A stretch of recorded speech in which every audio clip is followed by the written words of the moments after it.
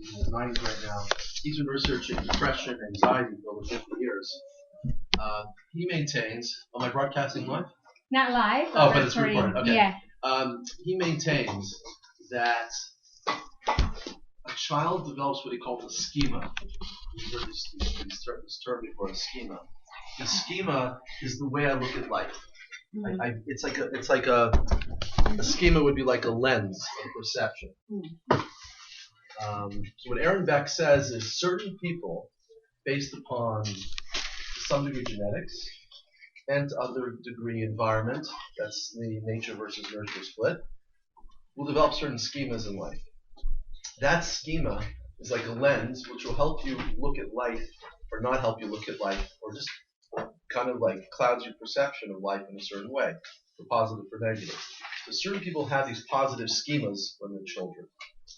If you immerse your childhood with what we call a positive schema, then whatever happens in life, you have a certain positive attitude towards it.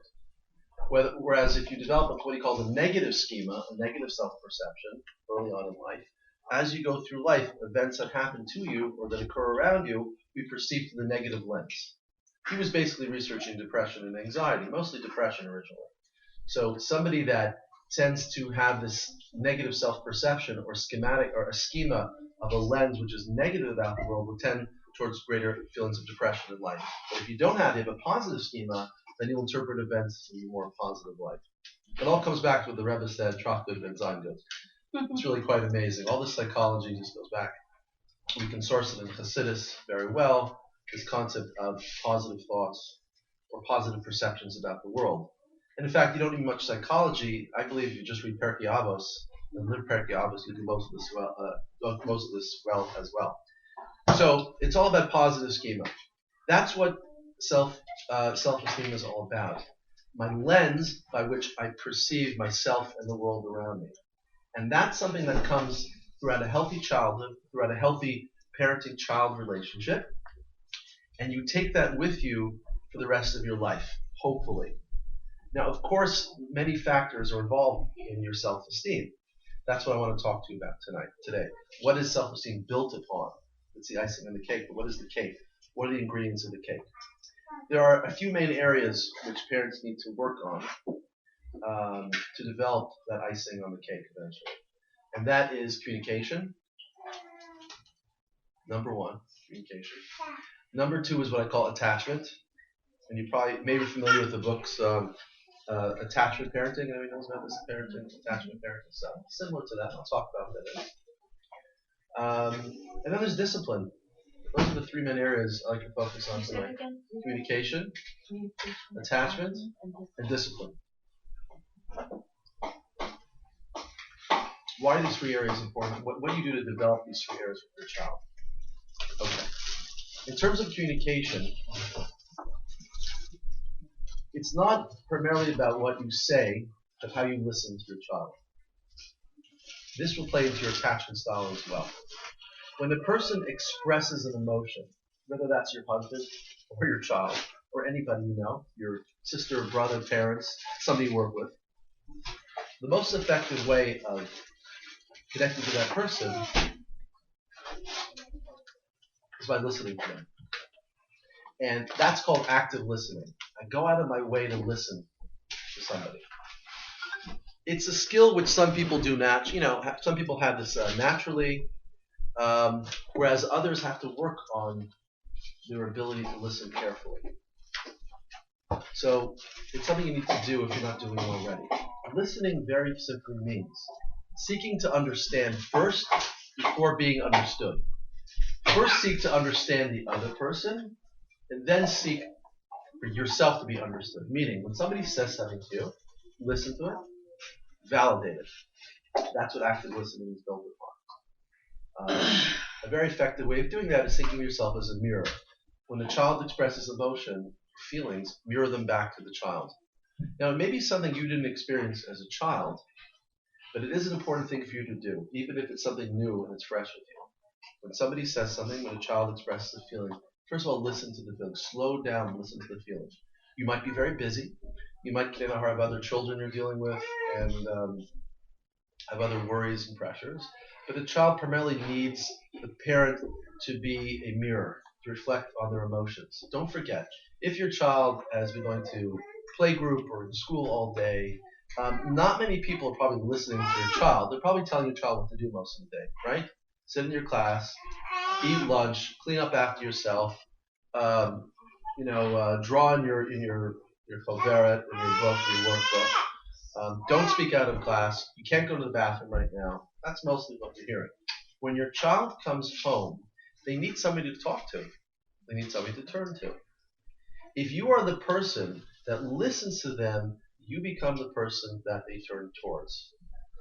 That has to do with attachment. We'll talk about in a minute. But primarily, it's built upon listening to what they have to say.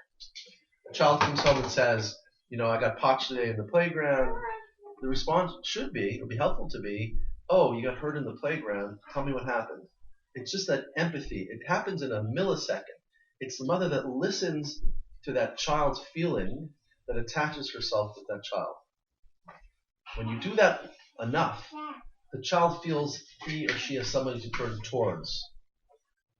That whole aspect of turning towards is the real talkless, the real purpose of communication. You use communication so people turn towards you with their feelings. Part one. Part two is learning how to express feelings to one's child, how to communicate them effectively. I find the most effective type of communication is using something called I messages. Anybody familiar with an I message? Versus a you message. Y-O-U. You message is, you're always late, you don't care about me, you always make a mess, you never do what I tell you. Now, if I told that to you, how would you feel? Bad. Pretty bad, right? You're always late, you don't care about me, you're always making a mess. You probably feel angry, or sad, or rejected, or alone, or all of the above. You feel like you can't do anything right. You feel like you can't do anything right, and that ties into your sense of self-esteem. So if you use a lot of you messages with a child, and I told you before, most of their day in school, they're only hearing you messages, right? You do this, you do that, don't do this, or you messages. With the child, you want to listen primarily, and secondly, you want to express what we call I messages, the letter I. What is an I message? I feel. These are very powerful things. I feel, and I'll give you three main categories of feeling things, categories. Mad, sad, or scared. I feel angry, I feel sad or disappointed, and I feel scared, I feel anxious, or I feel glad. So it's mad, sad, scared, and glad. Those are the four primary categories of emotions: mad, sad, scared, and glad. Of course, there's hundreds of emotions, not thousands of words to describe emotions. But most emotions can be traced back to those main categories. You want to use those feeling words, the I messages, with your child, with your spouse, with your employers, employees, friends, colleagues, whatever, parents. I'm feeling really sad right now. I'm feeling very scared that you keep on getting hurt in school every day and coming back crying. It makes me feel a little bit scared for you. I don't know what. I'm not sure if you're going to be okay sometimes. It makes me sad that I prepared something for you and you kind of just threw it on the ground when I gave it to you. It makes me feel sad. Or I'm so happy that you had such a nice day today. It makes me simple. I'm just pulling them out of the hat. You can use any expressions you like, but primarily they're I messages. How am I feeling about something? So when you use I messages, what are you teaching your child? To what? Excellent. To express their feelings. You are the model for expression. If I am not using critical messages, I'm not using messages all the time, and I'm using I messages, well, your child really learns that, picks that up very quickly. You are the person they model their emotional behavior after. You are the person that they learn to communicate from. So really, I was thinking on the way over, it really, when you talk about the question of self-esteem, this is a generalized comment, of course. Children with healthy self-esteem usually come from parents with healthy self-esteem. And if you yourself are not communicating in a healthy way, you're listening to the other person. And if you yourself are not yet using I messages, but using you messages, you're not communicating a healthy sense of self-esteem either. You're either very critical with other people, dismissive with other people. So just to begin with, if you happen to be the person who needs to work on that, now's the time to do it. in terms of slowing down by first listening to the other person, listening to what they have to say, validating it, and then expressing an I message. If you start doing that well and consistently, most children tend to pick that up as well. You're the model for self-esteem, as well as being the model of for good communication. Step number 1 is communication. Any questions? Okay. Yeah.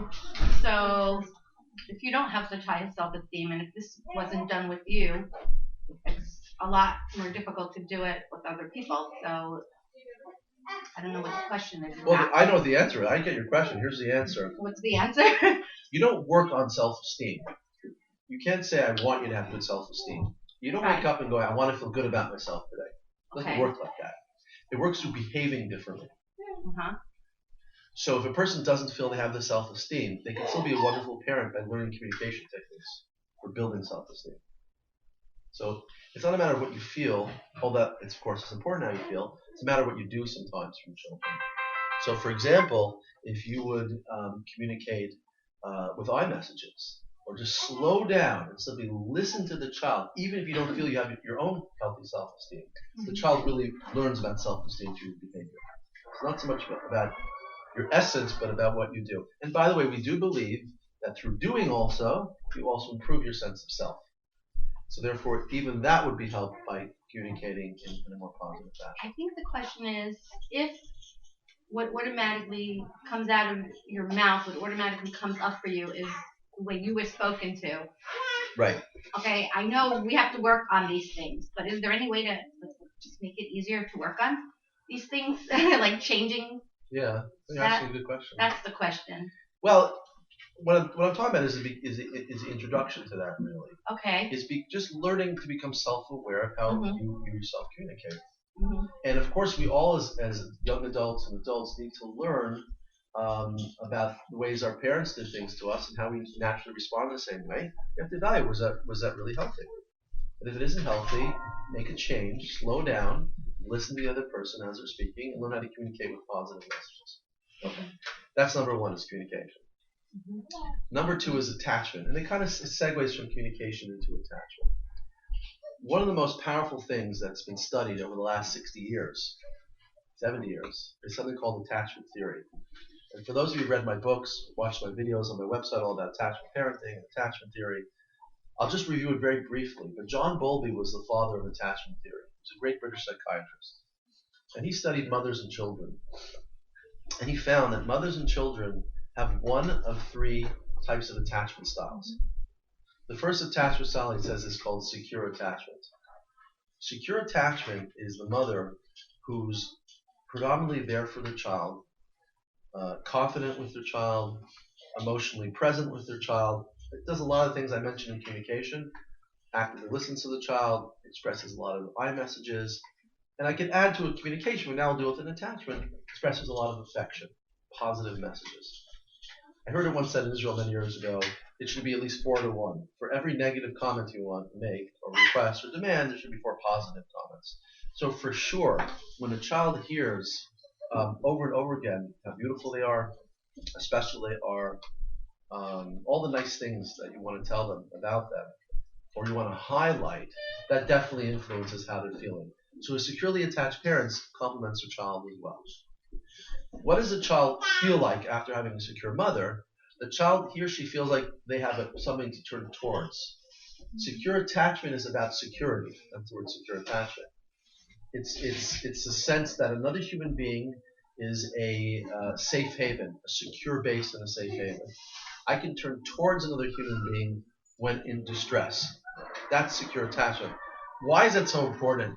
Because this I can talk to as a marriage therapist now. It's so important because healthy partners, healthy spouses, you have secure attachment as well. What makes a healthy spouse? The ability to turn towards one's spouse, or primarily have the spouse turn towards you with their feelings. Be open to the person's feelings. Listen to the other person's feelings, and express feelings using I messages, not you messages, and a lot of acknowledgments and a lot of appreciations. That's secure attachment. We learn that early on through our mothers primarily, and fathers as well. And we take that with us hopefully through life and meet a partner, a spouse that we can also be that same secured spouse with. So the secure attachment in childhood carries out through a lifetime. That's secure attachment. The second kind of attachment is called anxious attachment. What if the mother's always worried and preoccupied and never fully present for the child's needs? She's worried about her own health issues. She's worried about emotional issues in the family. She's having a lot of distress with her husband, let's say, or wife. Husband in this case, and she's preoccupied with a lot of other things.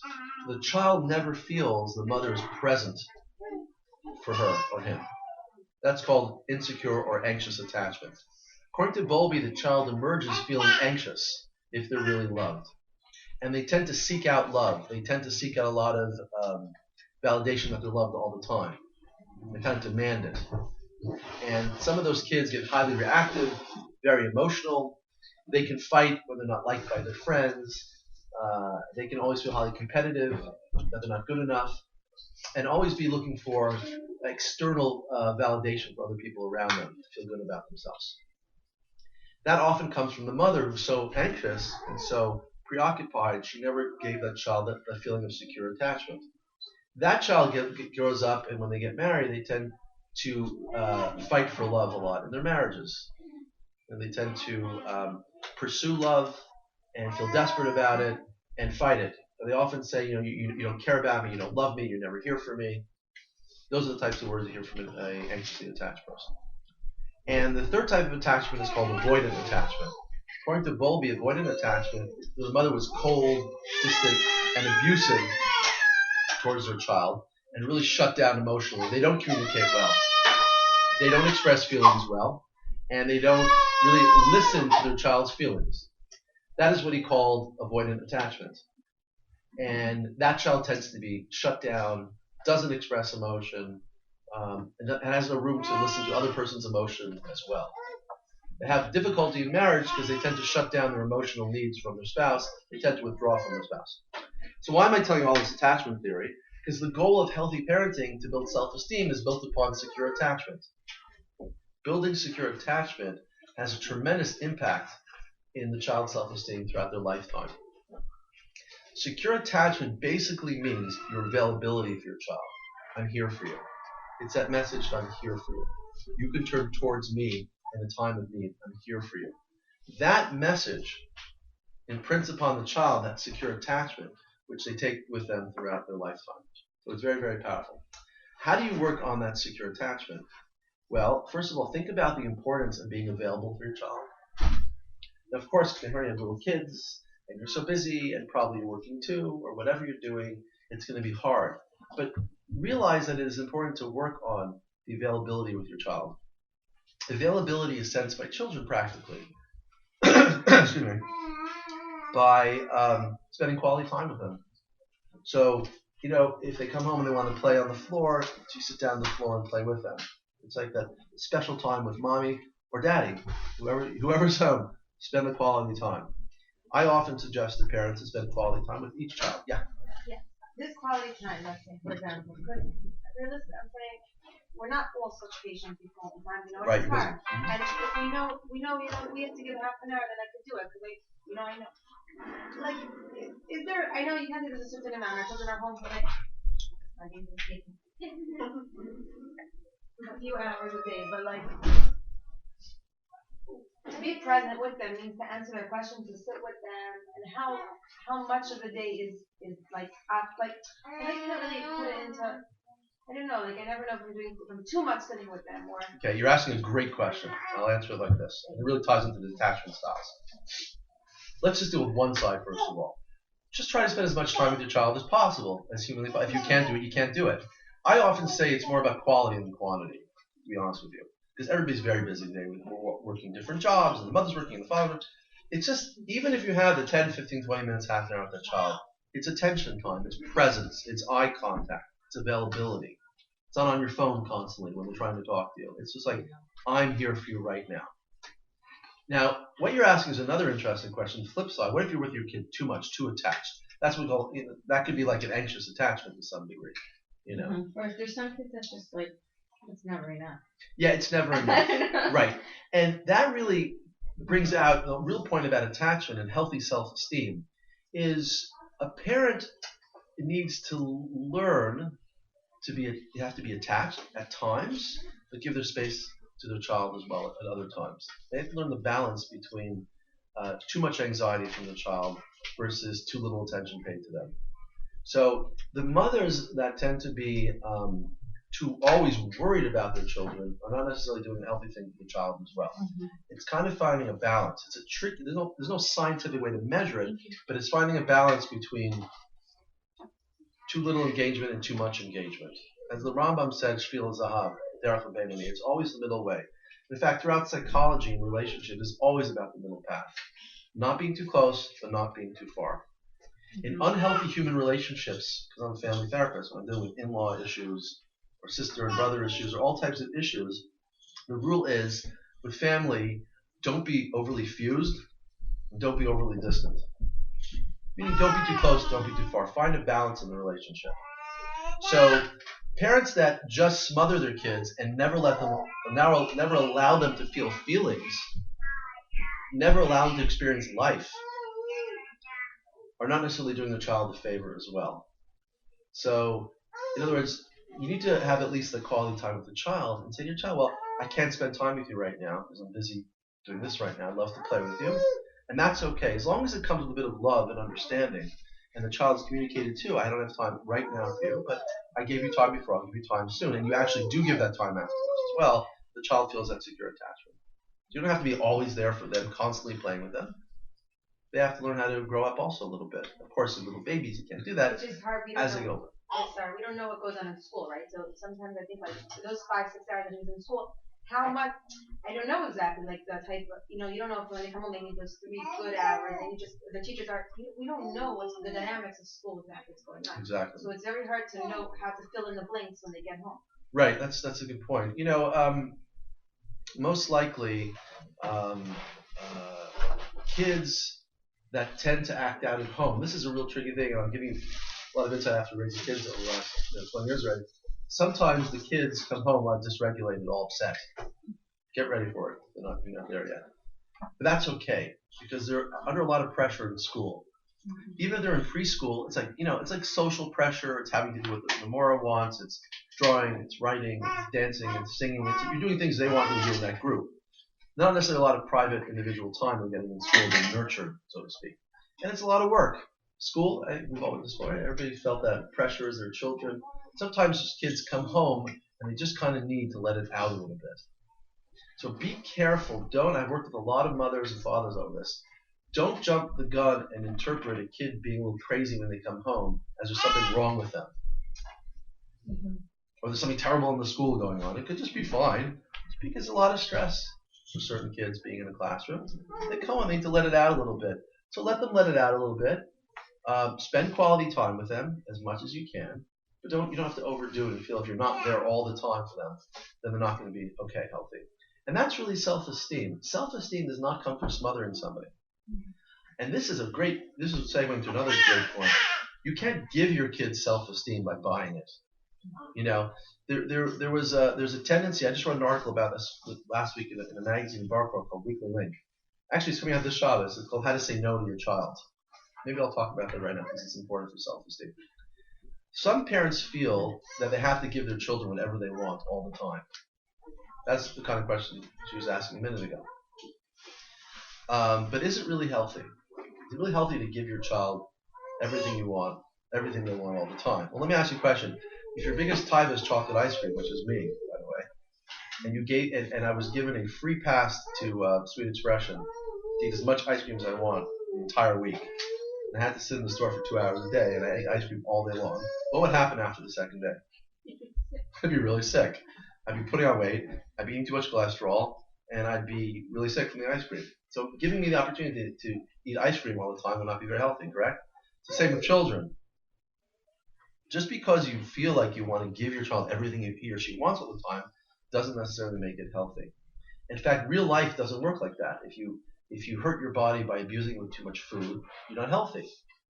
If you stay up all night surfing the internet and you can't sleep, you're not healthy. If you spend too much time on your cell phone, it's not a very healthy activity for your fingers, and other things.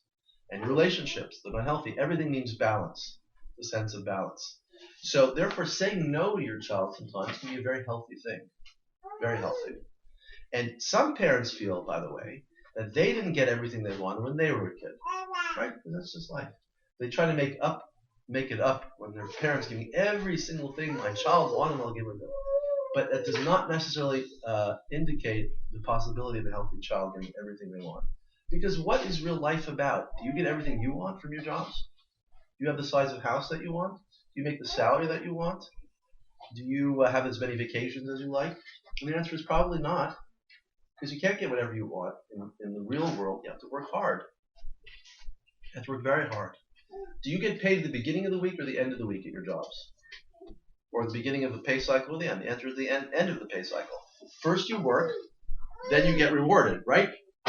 Now, isn't that a powerful message to give a child? First you work towards something, then you're rewarded for it. Because that's how the real world really works. You're trying to get them ready for that reality. The same is true in parenting.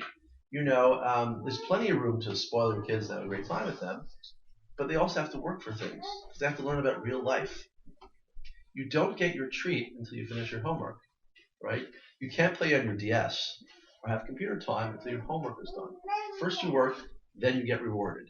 That's a very powerful message I think most parents should give their children. First they work, then they get rewarded. So therefore, sometimes you could say to your child even no. And I don't mean you have to give an answer either. You cannot be abusive, of course. I don't think anybody's abusive with a kid. But you don't have to give a reason all the time. It could just be no. Now's not the time for that. Kids need to go to sleep, right, at night. And now looking at the age of mothers here, the kids go to bed at 6, 7, 8. My kids go to bed at 10, 11 sometimes. They're older right now. But they need to go to sleep. And let's say it's your kids and the kids go to bed at 6 or 7. Well, it's just time to go to sleep. I don't want to go to sleep. I understand you don't want to go to sleep. I see how much you want to stay up. That's using effective validation. But it's time to go to sleep. Boundaries.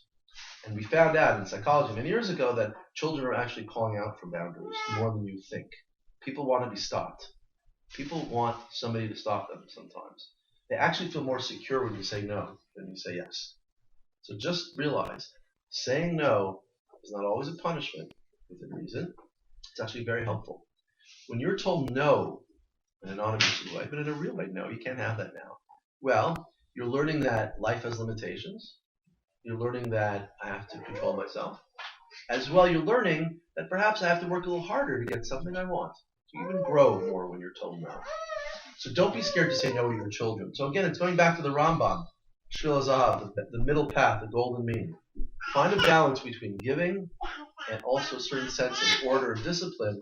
That tends to breed what I talked about before, a healthy sense of self-esteem. Yeah. Question.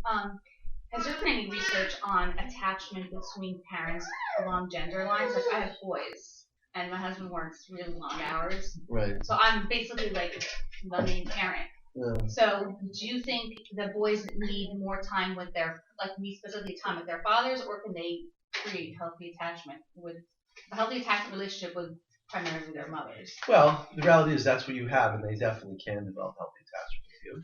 But it would be helpful when your husband is home to realize how important he is also to spend quality time with him. In other words, he does matter. You could do it on your own, because that's what you need to do, it sounds like.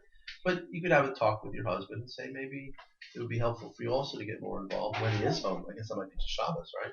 Or, the times when he's available. But he does count. He does matter in terms of their attachment styles. Have there been any studies or any? Oh, real studies? I don't research on it. Fathers who aren't there so much. Well, I can tell you, I don't know specific studies, and I can Google that, but I can tell you that a study which came out, and it was a preface to one of my books, they did a real scientific study. They found that families that have family mealtime together, their family foster greater sense of self-esteem, lower rates of drug abuse, and all these types of terrible things going on in society. So family meals are important. But the truth is your husband just has to work hard, like many husbands. They're coming home, 9 o'clock sometimes, some guys. So I would think any time he could steal to spend with them, whether it be Erev Shabbos or Shabbos itself, he's spending more time with them to make up for the lack of time during the week. I don't know if it was What? It's hard to have a meal with saying with kids. kids. Oh, you're right. Get little kids. Yeah. Or like, Okay, that's true. That's true. Maybe they get a little older then. Of course, if your husband comes home at 7 and the kids have to be asleep by 6, and you have to eat a meal with them beforehand, I I'm get saying it. like, let's say Shabbos. It's hard to get the kids to let me know. Oh, what Okay, age is he and talking then- about? My oldest is 7, but Okay, here's a great technique that I learned from a Rebbe in Williamsburg talking this trick. It's very important for your husband, because you want to have more attachment with your husband, if he's not home a lot, whatever, to make sure he buys all the kids a little special treat that he'll give out at the Shabbos table for them. I'm saying, but that's dessert, right? No, it could be, I use sugar-free gum as my treats. And of course, you try to leave it for dessert, you're right. But I'll use it at other times during the meal also, if I think they're really doing nicely, and I want to give them a sense that I'm attached to them. So what you feel,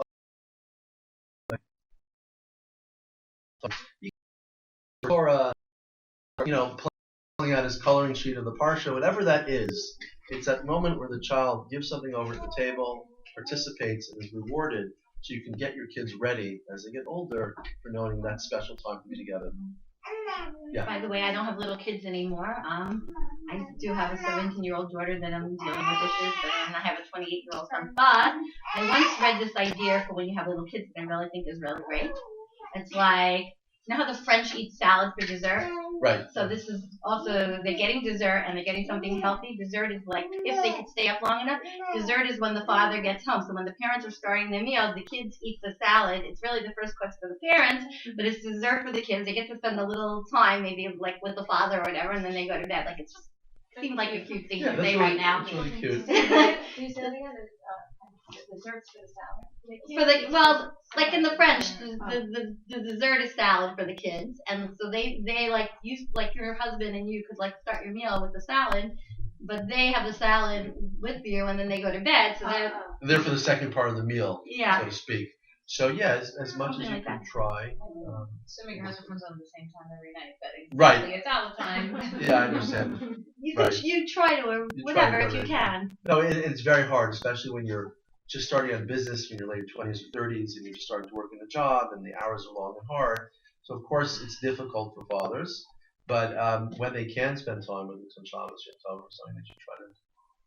You should tell them it's important for them to spend time with their children because they really gain a lot from being with their fathers as well. Questions? Yeah. I found when my girls come home, all they want to do is read. Like sometimes they'll just take supper and go, even though we're eating in the kitchen, they'll go to the dining room and just with their supper and they'll read. Should I like? Sounds great. Sometimes How did you do that? I should like. Wish my kids would sit with them and read all the time. You know? That's That's why I say wonderful. like supper time. There's no reading. Then I'm just like fighting with them all the time. Put away your book. Put away your book. Put away your book. We're lucky. Or just like you Yeah, read them. it's not a bad problem. But I guess you want them to be more present at certain I times. mean, I can't say our supper table is a supper table all the time, but like sometimes I'm just like I don't see them when they come home. They're just Reading books. You know, How old are they? 10. Okay. So, yeah, wow, let me think. 10-year-olds. Okay, but you can take away the book for like 10 minutes and say, come eat now. If you're worried And, about like, for them a short time, not I'd being say for attached 5-10 enough. minutes, like. Yeah, just No 10 reading, minutes. like Just girls, you want to limit the exposure to the non-reading. Like just for 10 minutes, okay, you know. Pull them out for 10 minutes. 5 minutes if they can't handle it at first, but you know what I'm saying? Yeah. So, but it would be nice to spend time with you too. But if they're reading, I think it's a great thing. Oh, which is a nice segue to the next point. One of the greatest practical techniques to attachment-oriented parenting, which builds self-esteem, is reading to them. Reading to them. Right. It's extremely powerful. Yeah. Reading is the key to everything, I believe, for many reasons. When your child is laying in bed, in their blankets, looking at you, and you're reading to them, you're accomplishing many things at once. You're getting the attachment time. You probably don't remember this, well, you might, but I remember your mother reading to you. I don't have memories of it, but I knew she did. I was a big reader. So she gave me this feeling that I was read to, and it's a very warm feeling. Who else reads to you? It's a very nice thing to be read to. It sounds funny as an adult when we read to you, but as a little child, you're really giving them a world of ideas, information, Torah stories, whatever, fables, whatever you're reading. It's the world of fantasy, world of imagination, the world to play out certain feelings through those characters. And that's really ultimately the connecting time as well. They feel connected to their parent as they read a story. So story time is extremely important for connecting. It's soothing. it's great for parents too. The kids are just quiet usually when you're reading, so it quiets your kids down, makes them more manageable. We use reading all the time. We were raising our little kids years ago. We just took out books to read to them. My wife would read for hours sometimes because that was the only thing that could get them calmer, especially on Shabbos. We can't play stuff, play games as much. The reading was a great tool to regulating your kids' emotions. And not only that, they did studies that the parents that read to their kids more, the kids usually more literal, better with language, and so on. So they benefit in every direction from story time. Yeah. So basically, in my house, I do read to them a lot, and I felt like the time before bedtime, like after dinner time, with everyone together, I felt like that I needed to hear from them, not like me talking to them. Like, Yeah. so basically, we came up with this thing that they do like these small puzzles. It's like mitzvah puzzles. Yeah. Like they pick out their own thing, and then it's like a time that I felt like that they get praise from their parents, like, oh wow, you did the whole puzzle or whatever it is. And during that puzzle time, you have more of a time to sort of say connect and to talk, as opposed to just, let's say, reading the story. Well, I agree. The reading the story is like when they're going to sleep. The last Yeah, few it's minutes. both. It's right, like basically they're in their room right before they're about to jump. You do the puzzle They style. go to Well, the bed. They pick book or puzzle. oh, that's good. Well, Or either whatever. one's great. Either one. The puzzle sounds even better at some level because it's interactive. But I'm just kind of focusing on when you want them to fall asleep. You want them to wind down. If you want them to really wind down and just drift off to sleep, I find reading the best thing. And reading just kind of does everything I mentioned above: self-esteem, literacy, attachment. It's all in the reading experience. Yeah. I have a question on the first thing that you talked about using iMessages. So before the attachment, I see the purpose, and of course it helps in every conversation. What if you're doing it a lot, right? And it sounds a little bit like chutzpah when I feel like threatened sometimes. My child will tell me, but I don't like that, or I don't feel that way. Which he's just expressing their How old is feelings. he? But I'm 5, and then all of a sudden I feel like threatened, like, but I said that, I don't care what you feel anymore. Yes. Okay. They don't mean to be chutzpahdik. They're just reflecting what they're used to Well, saying. this segues to the next part of this, which is discipline. We'll go into discipline right now. Communication. You guys are helping me. Thank you. Yeah, we talked about communication. I talked about attachment and ended off with reading. Let's segue into discipline of children. Okay. Can I ask one more question before? Yeah, sure. About like when a child says when you mirror like a child's feelings, I find sometimes my kids get angry when I do that. They're like, so what if you say I feel upset or whatever? They get more upset when I do active. I don't know. I've one of my kids especially. He gets like really upset when I start to say, so you're upset about whatever, and it just blows up at me. Well, then I guess with him, you don't do it too much. But you have to be very creative with the stuff and sophisticated.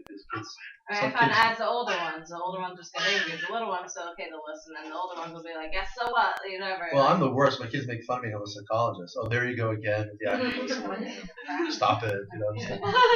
So I say that. Oh, you think I'm active listening too much? That's what I say. So it's kind of a joke in the family. But believe it or not, I still believe it's healthier. Even if they're, well, I should say if they're annoyed. If they're annoyed by it, you just have to cut it down and make sure you just do it well. Just go, or I'm listening, instead of a lot of words. But the point is you want to just communicate that you're there for them. And maybe that kid doesn't like it too much, so you tone it down with him. But you want to communicate you're there for them, that's all. That's the purpose of the active listening. So if they already know you're there for them, that's great. You don't have to worry about it so much. I think the part that they get upset about is because she'll say like, oh, you're in this, like, you're unhappy, like, but then the kid feels like I am, maybe like that, like, oh, you're sad, I am, Okay, then just listen. Oh, you got hit in school today, or that really bothered you. Okay. Yeah. Just a little more staying to the point rather than interpreting emotion. Or maybe, I don't know. But I understand that reaction because I get that with my mom. Even had a good day. Right. Yeah, I understand when they overinterpret your emotions. You didn't say that. Yeah, or they'll just like tell you how you're feeling, and it's like, okay, so I'm feeling that way. Like. Right, and I'm not feeling that way. I'm feeling a lot of things. But not that necessarily. Yeah. So just tone it down a little bit with him, I guess. You don't have to do it so much with him. Just be there for him in other ways. However, I just want to tell you, if you're erring on that side, it's better than erring on never listening to him. You know what I'm talking about? If you're going to make a mistake, you might as well make a mistake by doing a lot of active listening. It's really a good thing anyway. Okay, so now the discipline point. It's kind of like learning how to say no, learning how to discipline. There is unhealthy discipline, and then there's healthy discipline. Unhealthy discipline is where it comes from a lot of anger from the parent. That's unhealthy discipline. That does not build healthy self-esteem. When the child is watching the parent always melt down and get angry. However, I have to preface that by saying, consider all mothers here and young mothers here. It's hard having kids. It's really hard. Having a lot of kids is even harder. And obviously, no one's perfect. So of course you're going to lose your temper, and that's okay. I'm not talking about you can't lose your temper. You can't be abusive, God forbid. You can lose your temper. You can get upset once in a while. You don't have to be perfect. You don't torture yourself all the time. Yeah, you're going to lose it. I'm not talking about that. What I am saying is, but if discipline always becomes highly reactive and highly emotional, it's really unhealthy. Because there's a few reasons for that. One is they're going to model after your negative expression of emotion. You don't want them to learn to explode all the time, do you? Because what's going to happen is if they learn it, they're going to start exploding at you. And you have a vicious cycle. You exploding, them exploding, you exploding, them you don't want that. You have to cut that out. So it should not come from a highly emotional point or perspective, the discipline. It should be well thought out. The questions you need to ask yourself if you have a master plan for your discipline is, what does the kid really need? Not what he wants or she wants. What do they need right now? It's 7 o'clock. They need to be to sleep. Because if they don't go to sleep now, they're going to be miserable tomorrow. My wife is a special educator. She reads a lot of studies on this. They're saying, my wife is an expert in autism and those type of things.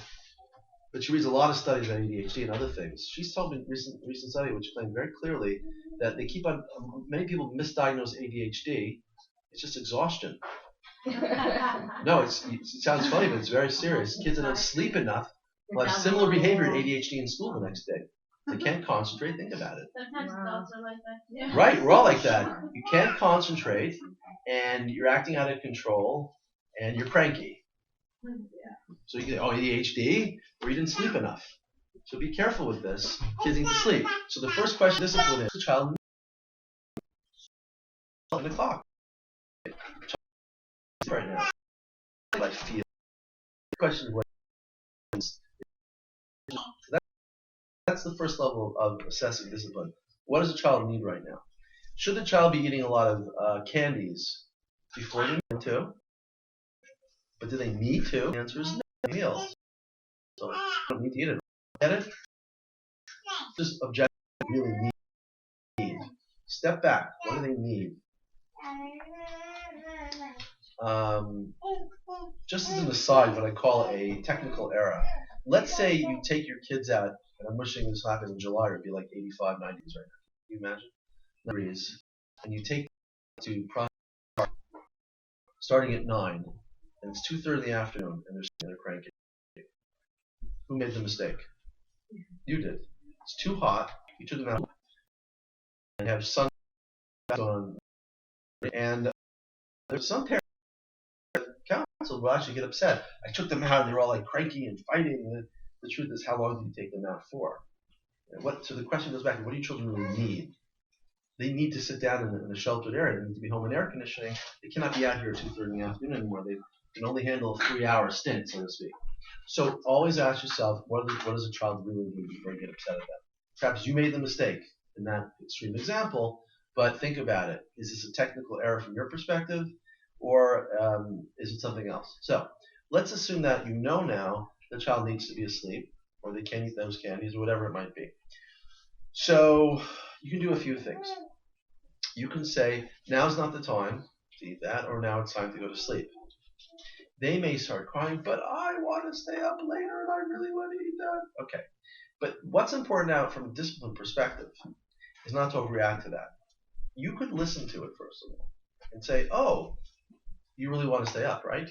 So what do you do by saying that? Basically convey the idea that I'm going to listen to you. But listening does not mean I agree with you. This is the key principle I teach people. Just because I listen to you doesn't mean I agree with you. So I see you really want to stay up right now, but it's time to go to sleep. But you listen to me whatever I want. You feel I don't listen to you whatever you want. I understand that. But right now it's time to go to sleep. You get it? It's push and pull. It's left hand, right hand. I hear what you're saying. I hear what you wanted. I wish you could do that, but now you need to go to sleep. So it's kind of, again, balance, the shvil azah, the golden mean between listening and the parents that make a mistake in discipline is just go, no, no, no, and start screaming at them. You can listen to them a little bit, and then you need to say no and be firm about your no. It's a healthy thing, yeah. What about when you have young children? Counting. I'm just thinking now, like it might be really bad. Like if I say you have to come here, and it really works. They listen. 1, 2, 3 magic, you mean? Yeah, but I don't say 1, 2, 3 so nicely. Like when they want. One. Well, And it works, but I'm thinking now, like yeah. it's probably coming from like not the right place. I use 3 magic for changing negative behavior, not for encouraging. Just Encouraging positive. I know the dress, whatever. So okay. 1, 2, 3 magic. What it is? Behavior.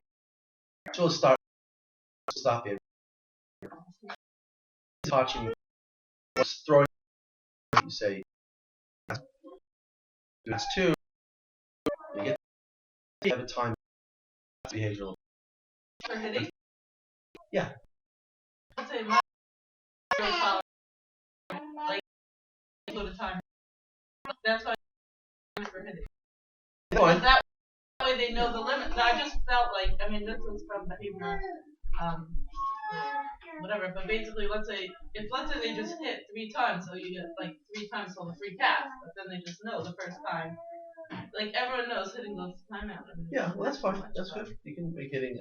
That's a big no-no. You cross that line. You can use your voice, you can use your words, but if you hit, you get a timeout.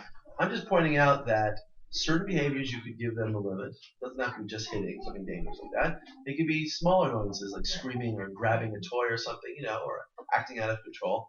But you can kind of warn them, 1, 2, 3, and then. But most importantly, when the time comes for discipline, it's relaxed. It's not relaxed. It's calm. It's the only punishment is you're going to spend time by yourself and think about it. That's time out. But it's important for you not to get too emotional.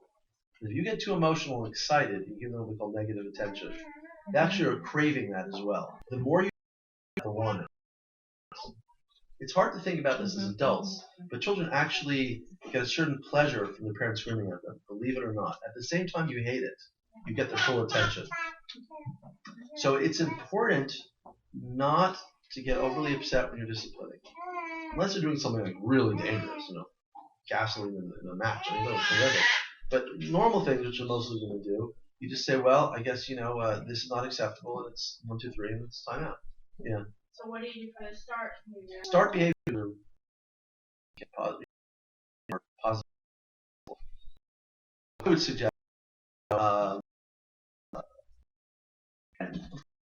it's a combination of dress once in a while. Nothing wrong with that. I like starting basic on positive reinforcement, coming up with a series of rewards for doing things. Right, but it's like before you said first we wait, like yeah, that you said dress and get positive, right? Yeah. That's the thing. Yes. But I just find that they want to play on the husband's phone, so they'll get just right. Use your phone. Whatever. Right. But the only issue is that sometimes in my house, let's say gadgets is a reward, right? They don't have it; it's a reward, right? So they know that if they come home, they have to first put their things away, then they can get something on a gadget, or it's never, whatever. Right. But at their friend's house, let's say it's not a reward, right? They say, okay, want to go play in our friend's house. They say, okay, and I know that they're going to just go play on an iPhone, which is fine, and I know, and it doesn't bother me. They're little; they're 5 years old.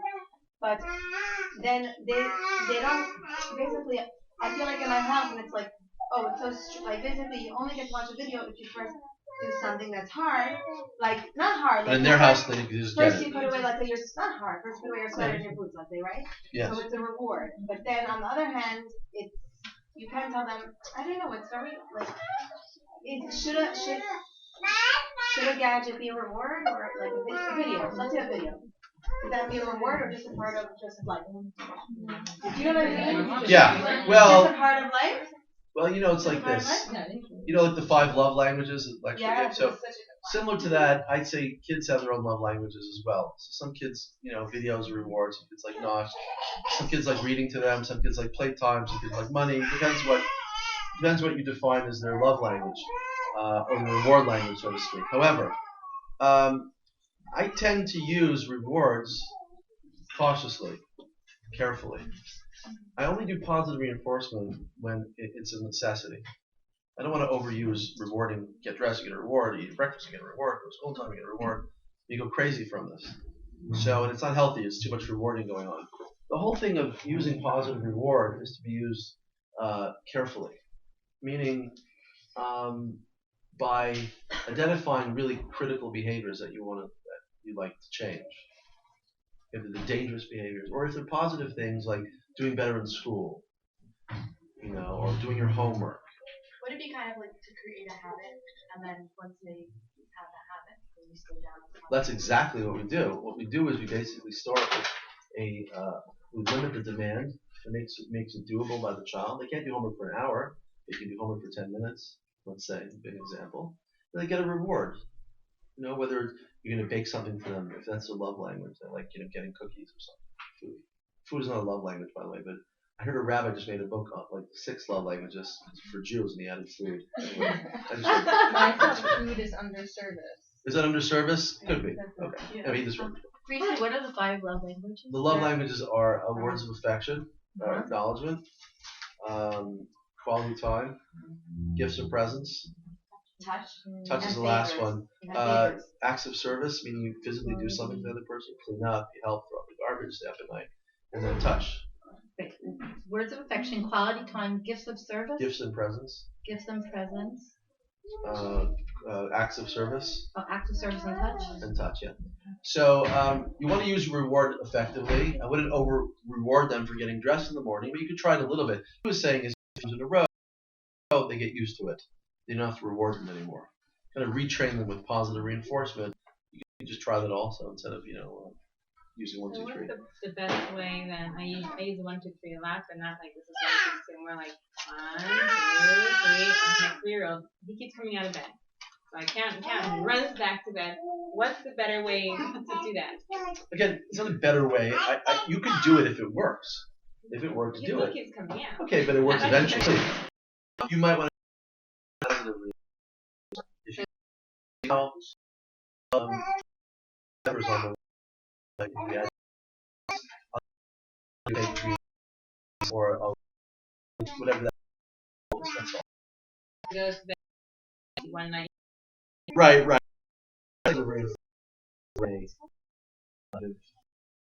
I mention? Yeah. Do say a negative behavior or not cooperating because they want attention? Something that I heard is about control. A lot of things that happen.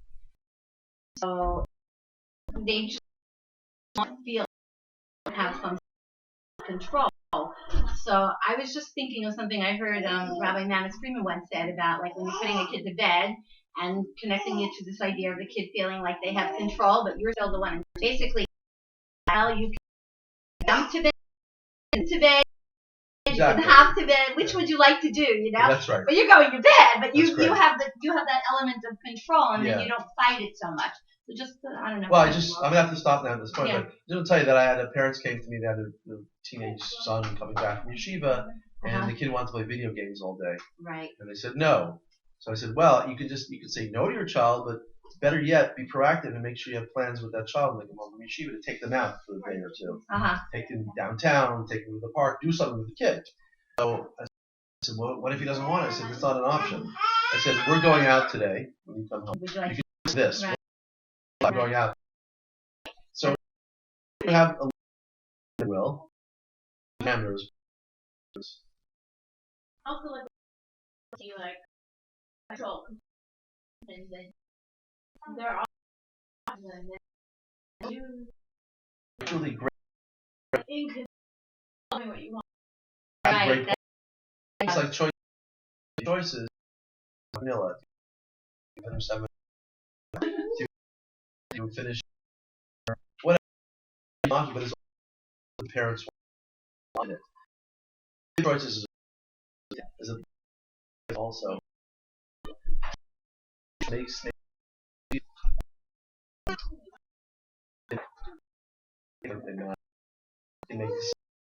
make decisions. So in self-esteem imagine,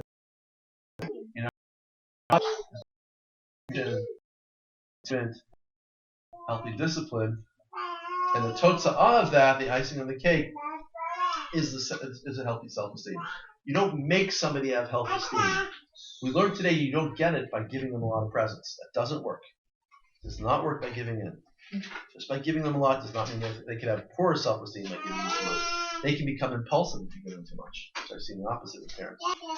The relationship, the attachment, healthy communication, and you do healthy discipline. At the end of that, the product, so to speak, is the healthy self-esteem product. And each person has their own pathway. I understand each kid is different. There's genetic differences, there's environmental differences, parenting stresses on all these 3 points. And more tzlacha in that direction. That's how you build more self-esteem. Now I'm doing this as a series, so this is the first of 4 workshops. I think every 2 weeks. Yeah. Oh, you disagree? Yeah. So, you know, It's going to be about marriage, the art and science of art and science of marriage and attachment. More marriage. enhancing closeness. Shalom bias in 2 weeks. Enhancing closeness. If we were to buy one of your books on the marriage, which one would you Oh, suggest? the marriage book? Yeah, my or latest 2. one is Good Getting Closer, but it's out of print right now. So maybe I'll bring a few copies I have left over for 2 weeks from now. Okay? See you in 2 weeks. Can I just say, just because you were talking about this, it was a few years ago, maybe like 6 years ago. You gave a class at Nightlife about red flags. Yeah. And like 3 weeks later, I went out with my husband, and I went out and I was able to use that checklist to identify and not identify. Oh, wonderful. So it's really nice. Oh, I'm glad. I knew what it was no, and I knew that it wasn't there, and I was like, okay, it's not there, so something to deal with. I'm glad to know what I say works. So that's great. No, but not axe murder kind of no. No, but like, controlling behavior. Controlling behaviors. Yeah. Different things like that. 2 weeks.